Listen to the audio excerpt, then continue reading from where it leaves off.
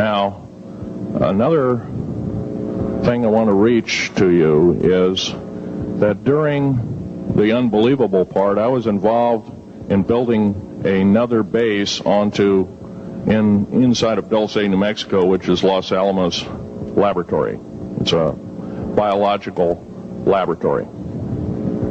On the southwest part of the Archuleta Mesa, we built an underground facility, a better part of 3 cubic miles hollowed out underground. Then to the southwest of that, we were in the process of the early stages of building. We drilled 4 large tunnel-like holes. Some of them ran 2.5 miles under the surface. Number of the original wells or drilling machines that were used were at the rate of 2 miles a day. It was fairly rapid. The equipment kept coming up broken. So we wanted to go down and we wanted to send somebody down there, a human observer, or human observers in this case, to find out what was going on. Well, to our total surprise, first of all, the government knew all about it. They didn't tell anybody.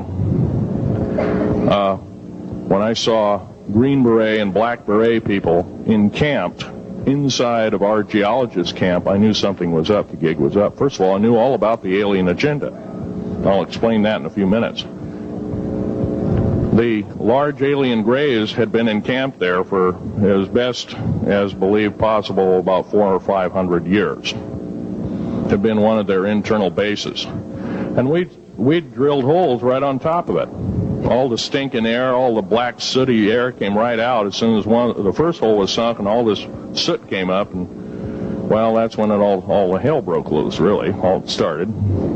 Anyway, after we drilled all 4 holes, it took about 2 days to drill all 4 of them. And when you build an underground base, you drill 4 basic holes, and you build called stopes or cross-member holes across, and you use blasting equipment, special blasting equipment by the analyzation of the rock formation, and you literally blast out or tunnel out or deflagrate or melt rock out to build the large rooms that are required for this underground base. Well, in this process, I was lowered down the basket of one of these holes, and about from me to this elderly woman here in the front was sitting a 7-foot-tall alien gray. The stench was worse than the worst garbage can you can imagine. The entity was absolutely horrible. I didn't waste any time. I reached for my pistol. At that time, as an engineer, I didn't have time to carry all the folderol of one of these big submachine guns that all the sea spray and the yellow fruit and all the outer perimeter and inner perimeter security people carried. I carried a little Walther PPK pistol with a 9-shot clip.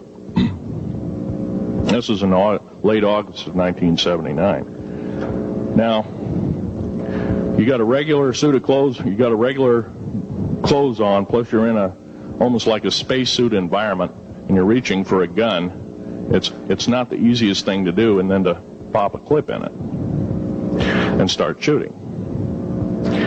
And I killed 2 of them. Yes, they're mortal, and they do die. However, in the process, one of them did this. All I remember is that he just kind of waved his hand in front of his chest, and the next thing I know, this blue beam hit me and just literally opened me up like a fish, and burnt my fingers right off of me. And it was some form of electrical force, because the kind of like being hit by a lightning bolt burned all my toenails off of me. Completely crispy crittered my left foot, burnt the shoe right off of me. All I remember is the smoking remains, and I'm still conscious, but in and out of, I didn't remember much. And there was a Green Beret that was right behind me that risked his life. In fact, he died.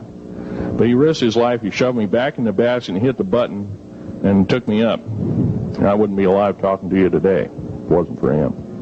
I'm forever indebted. He lost his life. 66 Secret Service agents, Green Berets, Black Berets, crack troops lost their lives because the government, our United States government, lied did not tell us anything about the alien threat. There's a war underneath there, and I'm talking dead serious. It's been going on since that time. Since late August of 1979, our military, the Russian military, basically the militaries of the world, have been in constant conflict with the outer space alien. The small gray, the large gray, the reptilians, the whole thing. There are 11 distinct races of aliens. 2 are benevolent. 1 had to leave here in a hurry because their world is under attack, both on the surface as well as underground there, the Pleiadians. They're familiar, maybe some of you are familiar with that. Would some of you raise your hands who've heard of Billy Meyer and some of the, very good, about half the group. Well, Billy Meyer is one of these lucky people that they figured, well, he's kind of a simple type, we'll show him everything.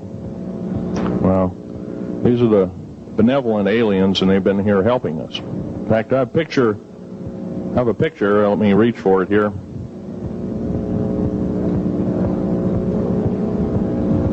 I have a picture of one of the aliens been working for the United States Pentagon for the last 58 years. His name is Val Valiant Thor.